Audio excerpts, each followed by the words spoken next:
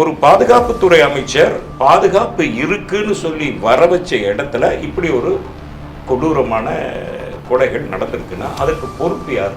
அமித்ஷா தான் அதுக்கு பொறுப்பேற்றுக்கணும். அப்ப அந்த தோல்விக்கு பொறுப்பேற்று அந்த துறை அமைச்சர் வந்து யாருடைய வேண்டுகோளே இல்லாம தன்னியல்பாவே ராஜினாமா செய்யணும். அமித்ஷாவை பொறுத்தளவுக்கு அவர் பாஜகவினுடைய அரசியலை மிகச்சரியா செய்யறார். தமிழ்நாட்டுக்கு வருவாரு, கட்சிகளை பிளக்கிறது, கூட்டணி சேர்த்துறது, தேர்தலை சந்திக்கிறது, பாஜகவினுடைய வேலைகளை சரியா செஞ்சுட்டு இருக்காரு அவங்க அரசியல் உத்தியோட. தாக்குதல் நடந்த பகல்காமுக்கும் பாகிஸ்தானுடைய பார்டருக்கும் ஏறக்குறைய 286 கிலோமீட்டர், 286 கிலோமீட்டர் அடர்ந்த வனப்பகுதி. அந்த அடர்ந்த வனப்பகுதியில ஏறக்குறைய ஒரு 300 கிலோமீட்டர் பயணித்து, ஆயுதங்களோடு பயணித்து, பாகிஸ்தானிலிருந்து ஊடுருவி இந்திய எல்லைக்குள் வந்து, இதுவரைக்கும் எல்லையில தான் சண்டை நடந்திருக்கு. முதல் முறையா நாட்டினுடைய உட்பகுதி 300 கிலோமீட்டர் இருக்குது, நாட்டினுடைய உட்பகுதி. அந்த உட்பகுதியில சுற்றுலா பயணிகளை கொண்டு இருக்காங்கன்னா இந்த 300 கிலோமீட்டருக்கு பாதுகாப்பே இல்லையா? உளவுத்துறை இல்லையா? கண்காணிப்பு இல்லையா? மிலிட்டரி இல்லையா? அப்ப 300 கிலோமீட்டருக்கு எந்த நாடு வேணாலும் இங்க உள்ள வந்துட முடியுமா? அதுதான் இங்க கேள்விக்குரிய. இவங்க அந்த சிம்லா ஒப்பந்தத்தை ரத்து செய்வதும், சிந்து நதி நீர்வழித்தடத்தை அடைப்பதும், ராஜ்ய ரீதியான நடவடிக்கைகள் எல்லாமே மக்களை கன்வின்ஸ் பண்றதுக்காக இருக்குவோ அப்படிங்கறதா இருக்குதே தவிர இதுதான் உண்மை அப்படின்னு நம்மளால சொல்ல முடியாது. கச்சத்தீவையும் இதே இந்திரா காந்தி தாங்க கொடுத்தாங்க. கச்சத்தீவையும் கொடுத்தாங்க. ஆயிரக்கணக்கில் மீனவர்கள் இன்றும் கொல்லப்பட்டுக் கொண்டிருக்கிறார். ஒரு பிரதமருக்கு சிந்து நதி வழித்தடத்தை அடைக்கும் அதிகாரம், அந்த ஒப்பந்தத்தை ரத்து செய்யும் அதிகாரம் இருப்பது உண்மை என்றால் உடனடியாக இன்றோ நாளையோ அடுத்த வாரமோ அடுத்த மாதமோ ஏன் கச்சத்தீவு ஒப்பந்தத்தை ரத்து செய்யக்கூடாது? ஒரு முடிவெடுக்கும் போது அதில் மனிதாபிமானம் இருக்கு. இப்ப அவசரமா ஹார்ட் அட்டாக்ல வந்து ஒருத்தன் படுத்து கிடக்குறான், அவன் எந்திரிச்ச உடனே லாகூருக்கு போனா எப்படி போவான்? கரெக்ட். அந்த உயிர் போயிடுச்சுன்னா அது உயிர் தானே. அந்த உன்னை நம்பி வந்தவர்கள் அவங்க தீவிரவாதிகளா? அவர் பாதிக்கப்பட்ட பகுதிக்கு போயிருந்தால் இதில் அரசியலே இல்லை. சவுதி அரேபியா டூரை கேன்சல் பண்ணிட்டு வரவர் ஏன் பீகார் பிரச்சாரத்தை கேன்சல் பண்ணாமே? வணக்கம் சார். வணக்கம். எப்படி இருக்கீங்க? நல்லா இருக்கு. காஷ்மீர் பகல்காம் அந்த நிகழ்வை ஒட்டி வந்து பார்த்தீங்கன்னா எல்லாருமே வந்து கண்டன குரல் எழுப்புறாங்க. அதை சார்ந்து தான் பேசிட்டு இருக்காங்க ஒரு 3 நாளாக. இப்போ வந்து பார்த்தீங்கன்னா விசிகா தலைவர் திருமாவளவன் அவர்கள் வந்து ஒரு கோரிக்கையை முன் வச்சிருக்காரு. அமித்ஷா, உள்துறை அமைச்சர் அமித்ஷா வந்து பதவி விலகணும் அப்படின்னு கேட்டிருக்காரு. எனக்கு தெரிஞ்சு தமிழ்நாட்டிலே அவருடைய குரல் தான் முதல்ல இந்த விஷயத்துக்கான இது வந்திருக்குன்னு நினைக்கிறேன். அப்படின்ற பட்சத்தில் இது சரியா இருக்குமா? இதை பற்றி நீங்கள் என்ன நினைக்கிறீங்க? அதாவது அமித்ஷா மேலே நமக்கு பர்சனலான கோபமோ அல்லது இருக்கிற கருத்து முரண்பாடுகள் அடிப்படையில் நம்ம அதை சொல்லலை. ஒரு துறையை நிர்வகிக்கிற ஒரு அமைச்சர், அந்த துறைக்கு பொறுப்பான ஒரு அமைச்சர், அவர் தான் சொன்னது 370 ஆர்டிகிள் வந்து காஷ்மீரில் நீக்கப்பட்டதற்கு பிறகு உலகத்திலிருந்து சுற்றுப்பயணிகள் பாதுகாப்போடு போகலாம்னு வந்து சொன்னது அவர் தான். மோடியும் சொன்னார். அதை நம்பி தான் ஏறக்குறைய 370 ஆர்டிகிள் பின்வாங்கப்பட்டதுக்கு பிறகு ஏறக்குறைய ஒரு 2.5 கோடி மக்கள் வந்து இந்த சுற்றுலா பயணிகளாக போயிட்டு வந்துட்டு இருக்காங்க. போயிட்டு வந்ததுக்கு பிறகு காஷ்மீர் வந்து 3 பகுதிகளாக பிரிக்கப்பட்டதுக்கு பிறகு உலகிலிருந்து நிறைய சுற்றுலா பயணிகள் வந்துட்டு போயிட்டு தான் இருந்தாங்க. அப்போ அரசாங்கம் தான் நீங்கள் வாங்க, இங்கே உங்களுக்கு இங்கே பாதுகாப்பு இருக்குது, நீங்கள் ஃபேமிலியாக வாங்க, சுற்றி பாருங்கள் அப்படின்லாம் சொல்கிறாங்க. அதனால தான் மக்கள் நம்பி அங்கே போனாங்க. அதுக்கு முன்னாடி பல வருடங்களாக வந்து சுற்றுலா பயணிகள் அங்கே போகல. அப்போ ஒரு பாதுகாப்புத்துறை அமைச்சர் பாதுகாப்பு இருக்குன்னு சொல்லி வர வச்ச இடத்துல இப்படி ஒரு கொடூரமான கொலைகள் நடந்திருக்குன்னா அதுக்கு பொறுப்பு யார்? அமித்ஷா தான் அதுக்கு பொறுப்பேற்றுக்கணும். என்ன காரணம்னா அவர் நிர்வாகத்துக்கு கீழே வர்ற பாதுகாப்பு, இது அங்கே இருக்கிற உள்துறை, இதெல்லாம் வந்து ஃபெயிலியர் ஆயிடுச்சுன்னு தான் அர்த்தம். அப்போ அந்த தோல்விக்கு பொறுப்பேற்று அந்த துறை அமைச்சர் வந்து யாருடைய வேண்டுகோளே இல்லாமல் தன்னியல்பாகவே ராஜினாமா செய்யணும். இப்படி தான் முன்னுதாரணமாக மும்பையில் வெடிகுண்டு நடந்த போது சிவராஜ் பாட்டீல் வந்து பதவி விலகினார். அரியலூர் ரயில் விபத்தும் போது சாஸ்திரி பதவி விலகினார். அதே மாதிரி ஜார்ஜ் பெர்னாண்டஸ் பதவி விலகியிருக்காரு ஒரு ரயில் விபத்தில். அப்போது இதெல்லாம் முன்னுதாரணமாக இருக்கும்போது இந்த துறையை நிர்வகிக்கிற தகுதி அவருக்கு இல்லைங்கிறத அவரே உணரணும், அல்லது மோடி உணர்ந்து அவரை பதவி நீக்கம் செய்யணும். இல்லை, காஷ்மீரில் தொடர்ச்சியாக வந்து இந்த மாதிரி நடந்துட்டு தான் இருக்குது. தீவிரவாத தாக்குதல் நடக்குது. புல்வாமா நம்ம பார்த்தோம். அதே மாதிரி வந்து தொடர்ச்சியாக அங்கே நடந்துகிட்டே இருக்குது. அப்படி ஒவ்வொரு வாட்டியும் பதவி விலகுனா இது எப்படி அதை நிர்வகிக்க முடியும்? நீங்கள் சரியான ஒரு அமைச்சரை போடணும்னு அர்த்தம். அதை நிர்வகிக்கிற சரியான ஒரு அமைச்சரை போட்டு புல்வாமா தாக்குதல் நடக்கக்கூடாது, பகல்காம் தாக்குதல் நடக்கக்கூடாது, இனி எதிர்காலத்திலையும் அந்த மாதிரி நடந்துடக்கூடாதுன்னா அதுக்கு ஒரு திறமையான அமைச்சரை முன்னிறுத்தணும் அப்படிங்கிறது தான் இந்த குரலினுடைய பின்புலத்தில் இருக்கு. அது தவிர இதில் ஒன்றும் அரசியல் இருக்கிற மாதிரி எல்லாம் ஒன்றும் இல்லை. அதனால வந்து அமித்ஷாவை பொறுத்தளவுக்கு அவர் பாஜகவினுடைய அரசியலை மிகச்சரியா செய்கிறார். தமிழ்நாட்டுக்கு வருவார், கட்சிகளை பிளக்கிறது, கூட்டணி சேர்த்துறது, தேர்தலை சந்திக்கிறது, பாஜகவினுடைய வேலைகளை சரியா செஞ்சுட்டு இருக்காரு அவங்க அரசியல் உத்தியோட. ஆனா அமைச்சருக்கு உண்டான வேலையை அவர் சரியா செய்திருக்கிறாரு. ஆனா இங்க இந்த தாக்குதல் நடந்த உடனே வந்து அமித்ஷா இடத்துக்கு போறாரு, மோடி அதுக்கப்புறம் வந்து போறாரு, அதை பத்தி கண்டன இதெல்லாம் பேசுறாங்க. நாங்க வந்து முற்றிலும் இதை அழிச்சிருவோம், டெரரிசத்தை அழிச்சிருவோம் அப்படின்னு வேர்ல்டுக்கே வந்து சவால் விடுறாரு மோடி. அப்படி ஒரு ஒரு வீரியமான ஒரு செயல்பாட்டில் தானே பாஜக இருக்காங்க. அதாவது தாக்குதல் நடந்த பகல்காமுக்கும் பாகிஸ்தானுடைய பார்டருக்கும் ஏறக்குறைய 286 கிலோமீட்டர், 286 கிலோமீட்டர் அடர்ந்த வனப்பகுதி. அந்த அடர்ந்த வனப்பகுதியில் ஏறக்குறைய ஒரு 300 கிலோமீட்டர் பயணித்து, ஆயுதங்களோடு பயணித்து, பாகிஸ்தானிலிருந்து ஊடுருவி இந்திய எல்லைக்குள் வந்து, இதுவரைக்கும் எல்லையில தான் சண்டை நடந்திருக்கு. முதல் முறையே நாட்டினுடைய உட்பகுதி 300 கிலோமீட்டர் இருக்குது, நாட்டினுடைய உட்பகுதி. அந்த உட்பகுதியில் சுற்றுலா பயணிகளை கொண்டு இருக்காங்கன்னா இந்த 300 கிலோமீட்டருக்கு பாதுகாப்பே இல்லையா, உளவுத்துறை இல்லையா, கண்காணிப்பு இல்லையா, மிலிட்டரி இல்லையா? அப்போ 300 கிலோமீட்டருக்கு எந்த நாடு வேணாலும் இங்கே உள்ள வந்துட முடியுமா? அதுதான் இங்கே கேள்விக்குறியா இருக்கு. பாகிஸ்தானுடைய பார்டர் வந்து எப்பவுமே பதட்டமான பகுதிகள், சீனாவுடைய பகுதி பதட்டமான பகுதி. அந்த பதட்டமான பகுதியில் ராணுவமே இல்லைங்கும் போது தானே கேள்விகளே எழுது. இல்ல அது ராணுவத்தோட கட்டுப்பாடுல இல்ல, அங்க போலீஸ் தான் கண்ட்ரோல் அப்படின்ற மாதிரி. போலீஸ் தான் கண்ட்ரோல்னா கடந்த ஏப்ரல் 2ஆம் தேதி காஷ்மீர் பாதுகாப்பு குறித்து ஒரு கூட்டம் நடக்குது. அந்த கூட்டத்துக்கு வந்து அமித்ஷா தான் தலைமை ஏற்கிறார். அந்த பாதுகாப்பு கூட்டத்துல உமர் அப்துல்லாவை ஏன் அனுமதிக்கல? அந்த மாநிலத்தினுடைய முதலமைச்சரை ஏன் அனுமதிக்கல? ஏன் வெளியே அனுப்பப்பட்டார்? ஒரு மாநிலத்தினுடைய பாதுகாப்பு அந்த முதலமைச்சருக்கு அதுல அக்கறை இருக்காதா?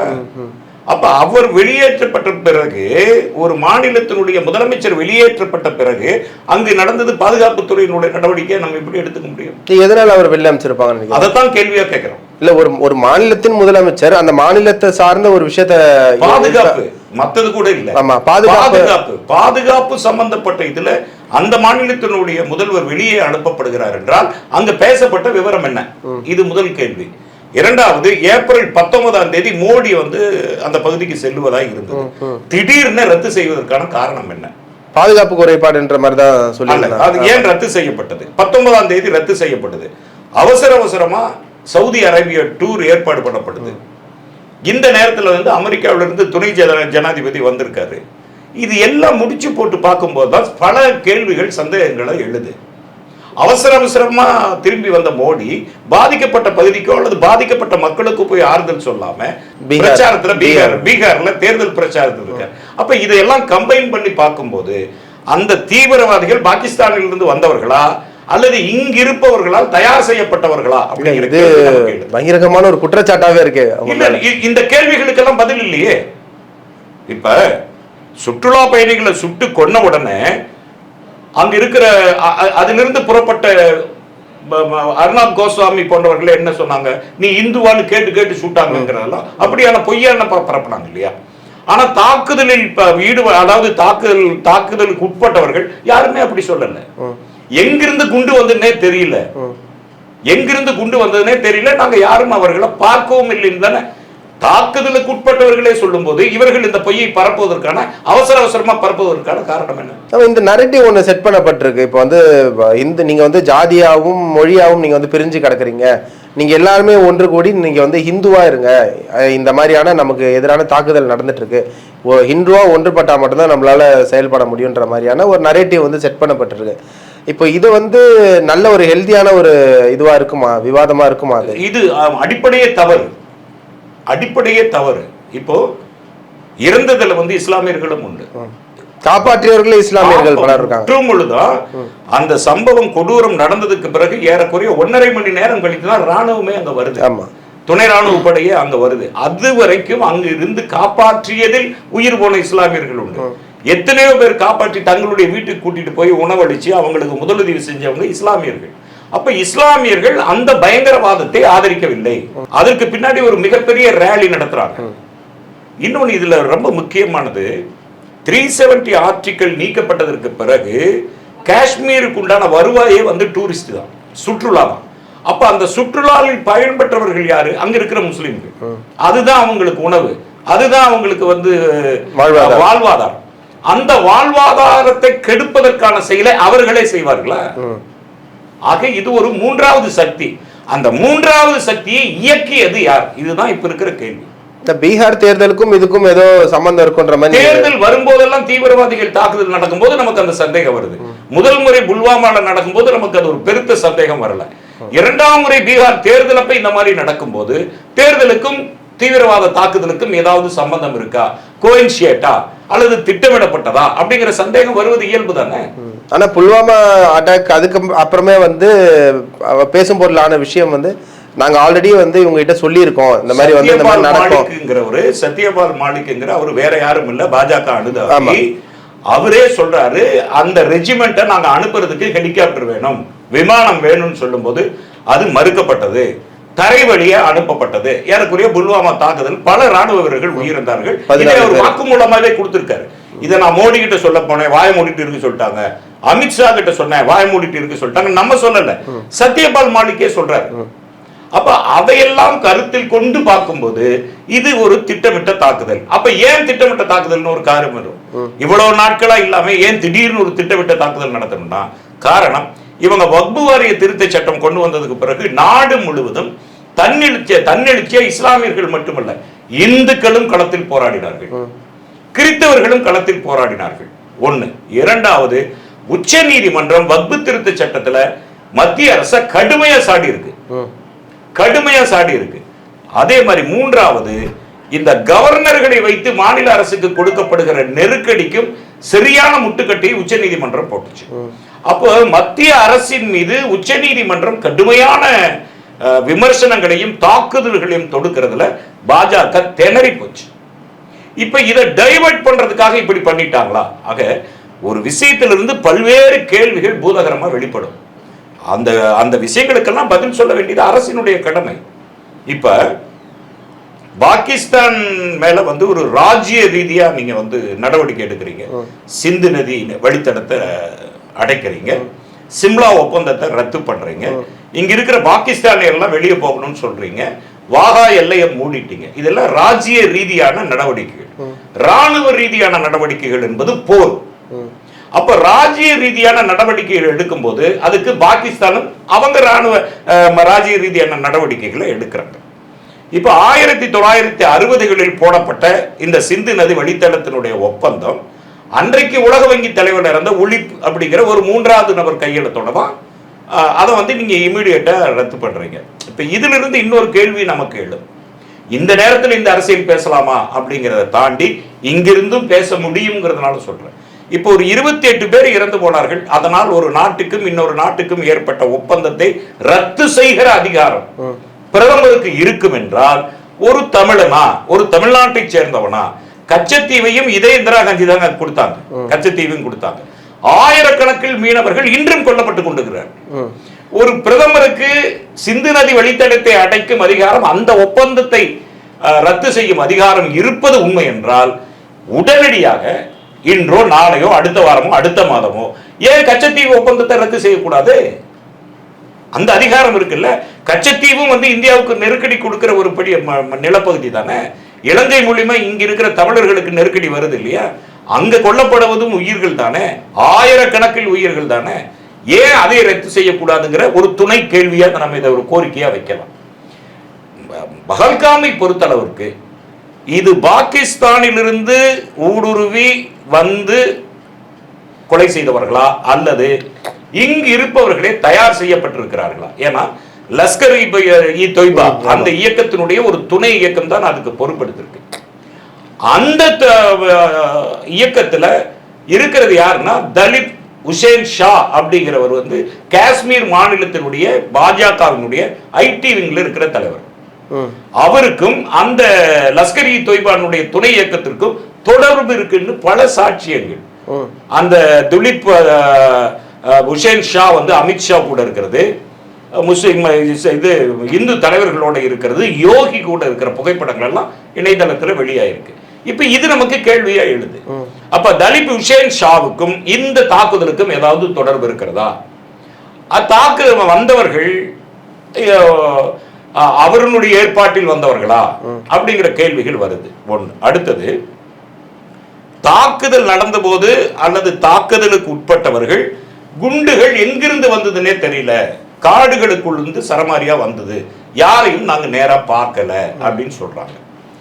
அப்படி சொல்லும்போது கரெக்டா 2வது நாள்ல எப்படி நீங்க வந்து புகைப்படத்தை வெளியிடுறீங்க? யாரு அந்த புகைப்படத்தில் இருப்பவர்கள் தான் வந்தார்கள்னு உங்களால எப்படி சொல்ல முடியுது? எப்படி புகைப்படம் வந்தது? ஒரு வீடியோ ஆதாரம் வேற ஒன்னு ரிலீஸ் ஆன மாதிரி எப்படி கிடைச்சது உங்களுக்கு? எப்படி கிடைச்சது? இது எல்லாம் தான் உளவுத்துறையினுடைய தோல்வியா நமக்கிறது. அந்த உளவுத்துறை தோல்விங்கிறதுனாலதான் உள்துறை அமைச்சர் ராஜினாமா செய்யுங்கன்னு சொல்றேன். இப்ப நீங்க சொல்றதை வச்சு பார்க்கும்போது பாஜகவும் இல்ல அதை சார்ந்தவங்களும் வந்து இது ஒரு ஹிந்துத்துவ மயமாக இதை கொண்டு போய் சேர்க்கணும், இந்த எலெக்ஷனுக்காக ப்ரொபகண்டாவை செட் பண்றாங்கன்ற மாதிரி நீங்க சொல்றீங்க. ஓரளவு ஏதோ அங்கங்க நம்ம ரிலேட் பண்ற மாதிரி இருந்தா கூட அவங்க அதுக்கப்புறம் எடுக்கக்கூடிய நடவடிக்கை அனைத்துக்குமே வந்து பாத்தீங்கன்னா அனைத்து கட்சிகளுமே வந்து அதுக்கு ஆதரவு தான் தெரிவிக்கிறாங்களே தவிர அது கண்டனமோ இல்லை. கண்டனம் தெரிவிக்கல. நம்ம எதற்கு கண்டனம் தெரிவிக்கிறோம்னா, பாகிஸ்தான் இதில் ஈடுபட்டிருப்பின் பாகிஸ்தானை உலக நாடுகளிடமிருந்து தனிமைப்படுத்த வேண்டும்ங்கிறதுல நமக்கு மாற்று கருத்தே இல்லை. இல்ல இப்போ உங்க உதாரணத்திலிருந்தே நான் கேட்கிறேன், நீங்க வந்து கச்சத்தீவுல வந்து இலங்கை படைகள் தான் வந்து நம்ம மேல தாக்குதல் நடத்தி இருக்குன்றது நமக்கு நேரடியாவே தெரியுது.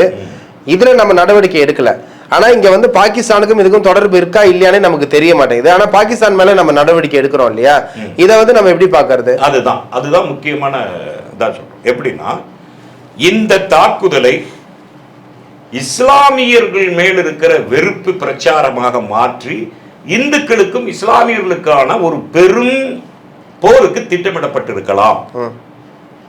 இஸ்லாமியர்கள் மேல, ஏன்னா வக்பு வாரிய திருத்த சட்டத்துல நல்லா கவனிச்சு பார்த்தீங்கன்னா, வக்பு வாரிய திருத்த சட்டத்துல நான் முன்னமே சொன்ன மாதிரி எல்லாரும் சேர்ந்து போராடினாங்க, இஸ்லாமியர்கள் மட்டும் போராடல. இந்த ஒற்றுமை பாஜகவுக்கு பிடிக்காது. இந்துக்களும் இஸ்லாமியர்களும் கிறித்தவர்களும் நேர் எதிர் துருவங்களில் இருக்கிற வரைக்கும் தான் பாஜக அரசியல் செய்ய முடியும். அப்ப இந்த சுற்றுலா பயணிகளுடைய மரணத்தை வைத்து இஸ்லாமியர்கள் ஒரு மிகப்பெரிய தாக்குதலை தொடுக்கலாம் என்கிற ஒரு திட்டம் இருந்திருக்கலாம். ஆனால் தன்னிச்சையா இந்துக்களுமே அந்த போராட்டத்தில் வக்பு வாரிய திருத்த சட்ட போராட்டத்தில் தங்களுடைய பங்களிப்பை கொடுத்ததால் அவர்களுடைய திட்டம் தோல்வி. அவர்கள் நினைச்சது நடக்கல, திட்டமிட்டது நடக்கல, திட்டமிட்ட மாதிரி அந்த திசையில் அது நகரல. அப்ப இதுக்கு என்ன பண்றது? அப்ப இது யாரு குற்றம் சாட்டுறது? ஏன்னா ஏற்கனவே இது மாதிரி நடந்ததுனாலதான் நம்ம கனெக்ட் பண்றோம். ஏற்கனவே இது மாதிரியான செட்டப்புகள், ஏன்னா பாகிஸ்தான்ல இருந்து பேசுகிற ஒரு அமைச்சர் வந்து இது இந்தியாவை ஆளுகிற பாஜகவின் நாடகம் வெளியுறவுத்துறை பாகிஸ்தான் வெளியுறவுத்துறை அமைச்சர் சொல்றார். அவர் சொல்றதை நம்ம ஏத்துக்கிறோமா இல்லையாங்கிறது அப்புறம்.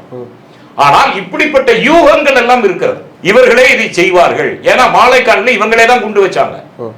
இன்னைக்கு அந்த அம்மா தான் குற்றவாளி, அவங்களுக்கு தூக்கு தண்டனை கொடுக்கணும்னு கோரிக்கை எழுதுகிட்டு இருக்கு. மாலைக்கான்ல பாஜக தான் குண்டு வச்சாங்க.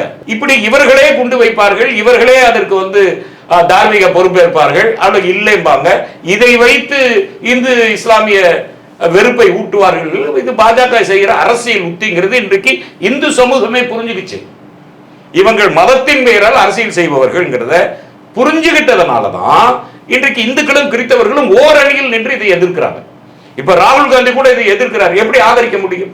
ஆனால் இதற்கு பின்னால் இருக்கிற அரசியல், அதைத்தான் நம்ம விமர்சிக்கிறோம்.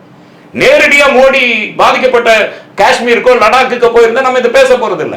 நேரடியா அவசரமா வந்தவர் பீகார்ல போய் தான் கண் செவக்குதே ஒழிய டெல்லியில உட்கார்ந்து ஒரு கண் செவக்கலையே, காஷ்மீர்ல போய் கண் செவக்கலையே. பிரைம் மினிஸ்டர் வந்து நேரடியா அந்த மாதிரி இடத்துக்கு போக கூடாதுன்னு ஏதாவது அப்படியெல்லாம் ஒண்ணும் கிடையாது. இல்ல மணிப்பூருக்குமே அவர் போல இல்லையா? மணிப்பூருக்கே போலையே. இல்ல அந்த மாதிரி ஏதாவது ரெஸ்ட்ரிக்ஷன் இருக்காங்க? மணிப்பூர்ல என்ன ரெஸ்ட்ரிக்ஷன் இருக்கு? பிரதமருக்கு என்ன வரம்பு இருக்கு? பாதிக்கப்பட்ட இடத்துக்கு போக கூடாதா? இப்ப சுற்றுலா பயணிகளே நீங்க எப்ப வேணாலும் ஆயுதங்கள் இல்லாமல் வரலாம், உங்களுக்கு ஆயுதம் எல்லாம் தேவையில்லை, நீங்க பாதுகாப்பா வந்துட்டு போலாம், அதாவது சிவில் மக்கள் போலாம். ஆனா பிரதமர் போகும்போது நிலம் வாங்கலாம், நிலம் வாங்கலாம். இப்ப பிரதமர் போகும்போது ஒரு சிவிலைசேஷனாவா போவாரு? எவ்வளவு பாதுகாப்பு இருக்கும்? அதனால அதல்ல, அவர் பாதிக்கப்பட்ட பகுதிக்கு போயிருந்தால் இதில் அரசியலே இல்லை. நேரா அவர் பீகார் தேர்தல் பிரச்சார மேடை, இப்ப சவுதி அரேபியா டூரை கேன்சல் பண்ணிட்டு வரவர் ஏன் பீகார் பிரச்சாரத்தை கேன்சல் பண்ணாமே? இங்கிலீஷ்ல உலகத்துக்கே ஒரு அறிக்கை வர கொடுக்கிறார். அப்ப பீகார் தேர்தல் பிரச்சாரத்தில் இவர் இருக்கும் போதுதான் நமக்கு சந்தேகம் வருகிறது, இதற்கு பின்னால் உள்ள அரசியல் என்ன அப்படிங்கிற சந்தேகம் வருது. இன்னொன்னு, பாதிக்கப்பட்ட பெண் குஜராத்தை சேர்ந்தவங்க இருக்காங்க, மேற்கு வங்காளத்தை சேர்ந்தவங்க இருக்காங்க. இவங்க எல்லாரும் சொல்றது என்னன்னா, இஸ்லாமியர்கள் இல்லை என்றால் நாங்க இன்னைக்கு உயிரோடவே இருந்திருக்க முடியாது. இஸ்லாமியர்கள் இல்லை என்றால் நாங்க உயிரோடு இருந்திருக்க முடியாது. அப்ப இஸ்லாமியர்கள் இந்த நாட்டை அவங்க எவ்வளவு நேசிக்கிறாங்க, இந்த மக்களை எவ்வளவு நேசிக்கிறாங்க, இந்துன்னு கிறிஸ்துவன்னு அவங்க பார்க்கல. ஒருத்தங்கிட்ட துப்பாக்கி பிடுங்கிறதுக்காக ஒரு குதிரை வீரன், ஒரு இஸ்லாமிய குதிரை வீரன் இறந்து போறாங்க. அப்ப எந்த அளவுக்கு அந்த மக்கள் மேல அவங்களுக்கு அக்கறை இருக்கு? ஏன் ராணுவத்துக்கு இல்லாம போச்சு? அதுல நிறைய பேர் வந்து காப்பாற்றப்பட்டாங்க, நிறைய பேர் தப்பிச்சு போறதுக்கான டைம். அப்ப இந்த அக்கறை ராணுவத்துக்கே இல்லாம போச்சு. இந்த அக்கறை துணை ராணுவத்துக்கு எப்படி இல்லாம போச்சு? ஒரு பாதுகாப்புள்ள பகுதி அச்சுறுத்தலுக்குள்ளான பகுதி, அந்த பகுதி வந்து அச்சுறுத்தலுக்குள்ளான பகுதி. 100 அடிக்கு ஒரு போலீஸ்காரர் நிக்கணுமா இல்லையா? சாதாரணமா நம்ம ஊர்ல நடக்கிற திருவிழாவிலே 1000 போலீஸ் நிக்கிறானா இல்லையா? அப்ப இவ்வளவு சுற்றுலா பயணிகள் வர்ற இடத்துல பாதுகாப்பில் கோட்டை விட்டது ஏன்? இதுதான் இது எங்கிருந்து குறைபாடு? அப்ப வந்தவர்கள் யார்? இப்ப வந்தவர்கள் பாகிஸ்தானியர்கள் எப்படி முடிவுக்கு வந்தீங்க? எப்படி முடிவுக்கு வர முடிஞ்சது? அதுக்குள்ள விசாரணை முடிச்சிட்டீங்களா? அவ்வளவு வீரியமா விசாரணை முடிச்சிட்டீங்களா? பாகிஸ்தான் முடிவு பண்ணிட்டீங்களா? அப்ப இவங்க அந்த சிம்லா ஒப்பந்தத்தை ரத்து செய்வதும், சிந்து நதி வழிய நீர்வழித்தடத்தை அடைப்பதும், ராஜ்ய ரீதியான நடவடிக்கைகள் எல்லாமே மக்களை கன்வின்ஸ் பண்றதுக்காக இருக்குவோ அப்படிங்கறதா இருக்குதே தவிர இதுதான் உண்மை அப்படின்னு நம்மளால சொல்ல முடியல. இப்ப பாகிஸ்தான் மேல போருங்கிறது நம்ம சொல்றது அதுதான். போர் வந்து எதற்குமே தீர்வு இல்லைங்க, எதுக்குமே போர் தீர்வு இல்லை. ரஷ்யா ரொம்ப ஈஸியா நினைச்சது உக்ரைன், என்னாச்சு? ஹமாஸ் அமைப்பு ரொம்ப ஈஸியா நினைச்சது இஸ்ரேல், என்னாச்சு? அப்பாவி உயிர்கள் போகும். இப்ப பாகிஸ்தான் படை இல்லையா? இப்ப பாகிஸ்தானுக்கு இந்தியாவுக்கும் போர் முன்னாள் சைனாக்காரன் வாய்மொழிட்டு சும்மா இருப்பானா? இல்ல அமெரிக்கா சும்மா இருக்குமா? பாதிக்கப்படுகிறது யார்? பாகிஸ்தான் பார்டர்ல இருக்கிற குஜராத், ராஜஸ்தான், பஞ்சாப் இவங்கெல்லாம் பாதிக்கப்பட மாட்டாங்களா? அப்பாவிகள் தான் செத்து போவான். உங்க அரசியலுக்காகவும் உங்க அதிகார ஆணவத்திற்காகவும் அப்பாவி உயிர்கள் பலியாகணுமா? அதுக்காக தான் போர் தீர்வு இல்லைன்னு சொல்றோம். தனிமைப்படுத்துங்க. பாகிஸ்தான் தான் இதற்கு பின்புலமாக மூளையாக செயல்பட்டது என்றால் பாகிஸ்தான் தண்டிக்கப்பட வேண்டும். ஆனால் 2 கேள்விகள் முன்வைக்கிறோம். இது உண்மையாலுமே பாகிஸ்தானா அல்லது பாகிஸ்தான் பெயரை சொல்லி நடக்கிற அரசியலா? இந்த 2 தான் நம்ம பேசுவது பொருள். அது பாகிஸ்தான் மேல வந்து இவங்க ஒப்பந்தங்கள் ரத்து செய்வதும், இந்த இண்டஸ் வேலி இதை வந்து இது பண்றதும் எப்படி வந்து சரியா இருக்கு? இது வந்து பொதுமக்கள் மேல நடத்துற ஒரு தாக்குதல் மாதிரி தானே இதுவும்? அரசுக்கு மேல நடத்துற தாக்குதல் மாதிரி இல்லையே இது. அப்ப அது ஒரு மனிதாபிமயமற்ற ஒரு செயலாக தானே நம்ம இன்னைக்கு சிந்து நதி வழித்தடத்தை அடைக்கிறீங்க. ஆனா அனைத்து கட்சிகளுமே அது ஆதரவும் தெரிவிக்கிறாங்க. இல்ல, அதாவது பாகிஸ்தான் இதுல 2 தாங்க. அவங்க ஆதரவு தெரிவிச்சாலும் தெரிவிக்காட்டும் இங்க எல்லாமே அரசியலா தான் பார்க்கப்படுது. ஏன்னா இப்ப நம்ம கேட்கிற இது வந்து நம்ம சுதந்திரமா பேசுறோம். இதோட இன்னொரு கேள்வியும் சேர்த்து முன் வச்சிடறேன். இப்ப வந்து மருத்துவத்துக்காக இந்தியாவை நோக்கி பல நாடுகள்ல இருந்து வராங்க, அதுல பாகிஸ்தானும் உட்பட வராங்க. அதுக்கு முக்கியமான காரணம் தமிழ்நாட்டிலையும் இந்தியாவிலையும் தமிழ்நாட்டிலையும் வந்து மருத்துவம் நல்லா இதுவா இருக்கு அப்படின்றது. அப்போ இங்க வரவங்களை எமர்ஜென்சியா நீங்க வந்து வெளியே போங்க, நாங்க வந்து விசாவை ரத்து பண்றோம் அப்படின்ற மாதிரி சொல்றாங்க. இப்போ ட்ரீட்மெண்ட்டுக்கு நான் போறேன்னு வச்சுக்கோங்களேன், நாளைக்கு எனக்கு அப்பாயின்மெண்ட் கொடுத்துருப்பாங்க, எனக்கு ஒரு சீரியஸான ஒரு கண்டிஷன் இருக்கும். திடீர்னு நீங்க ரத்து பண்றீங்க, நான் வந்து கிளம்பி போகும்போது எனக்கு ஆன் தி வேல எனக்கு ஏதோ ஒன்று ஆயிடுச்சு அப்படின்னா அதுக்கு யார் பொறுப்பேற்றா? 2 விஷயம். அதாவது இன்றைக்கு இந்தியர்கள் பறந்து விரிந்து எல்லா நாடுகளிலும் வாழ்ந்து கொண்டிருக்கிறார். இப்போ இங்க வந்திருக்கிற மருத்துவ உதவிக்காகவோ அல்லது வாழ்வதற்காகவோ அல்லது வியாபாரத்திற்காகவோ இவ்வளவு அவசரமா சிம்லா ஒப்பந்தத்தை ரத்து செய்தவங்க, சிந்து நதி வழித்தடத்தை அடைச்சவங்க, குஜராத்தில் இருக்கிற கப்பல் வியாபாரிக்கும் பாகிஸ்தான் இருக்கிற கப்பல் வியாபாரிகளுக்கும் உள்ள வியாபார தொடர்பு உடனே துண்டிக்கணும்னு ஏன் சொல்லல? அதை சொல்லிருக்கலாம்ல. இனிமேல் பாகிஸ்தான் இருக்கிறவர்களுக்கும் குஜராத்தில் இருக்கிற கப்பல் படை வியாபாரிகளுக்கும் தொடர்பு இல்லை, உடனே அறுத்தறிங்கன்னு சொல்லிருக்கலாமே, அதை ஏன் சொல்லல? ஆக இப்போ இஸ்லாமியர்களுக்கு ஆதரவா ஒருவேளை அரபு நாடுகள் இறங்கினால் என்ன ஆகும்? ஒரு முடிவெடுக்கும் போது அதில் மனிதாபிமானம் இருக்க வேண்டும். இப்ப அவசரமா ஹார்ட் அட்டாக்ல வந்து ஒருத்தன் படுத்து கிடக்குறான், அவனை எந்திரிச்சு உடனே லாகூருக்கு போனா எப்படி போவான்? கரெக்ட். அந்த உயிர் போயிடுச்சுன்னா அது உயிர் தானே. அந்த உன்னை நம்பி வந்தவர்கள் அவங்க தீவிரவாதிகளா? இப்படிதான் அது வந்து சித்தரிக்கப்படுது. அப்ப நீங்க என்ன விதைக்க விரும்புறீங்கன்னா, இஸ்லாமியர் என்றாலே தீவிரவாதி. இந்த பார்வை வந்து அதிகமா விதைப்பது இந்தியா தான். அப்ப அவர்கள் தீவிரவாதிகள் என்றால் செத்து விழுந்த போது இஸ்லாமியர்கள் மௌனம் காத்து கையை கட்டிட்டு சும்மா நின்று இருக்கணும். அவங்க ஏன் வந்து உதவி செய்யறாங்க? அவங்க ஏன் ரேலி நடத்துறாங்க? அவங்க ஏன் வந்து தொழுகைக்கு பின்னாடி பிஸ்மில்லா பிஸ்மில்லா இந்திய ஒற்றுமையை வலியுறுத்தி பேசுறாங்களே? அவங்க ஏன் உயிர் இழக்கிறாங்க? அவங்க ஏன் உயிர் இழக்கணும்? அவங்க ஏன் தங்களுடைய வாழ்க்கையில மண்ணள்ளி போட்டுக்கணும்? இவ்வளவும் இதுக்கு பின்னால் இருக்கு. அப்ப இந்த மக்களுடைய கேள்விகள் இருந்து எஸ்கேப் ஆகிறதுக்கு ஒரு எஸ்கேபிசமா பாகிஸ்தான் மீது பழி போடுகிறார்களா அப்படிங்கிற சந்தேகம் நமக்கு வலுத்து வருது. அதுதான் வலுத்து வருது.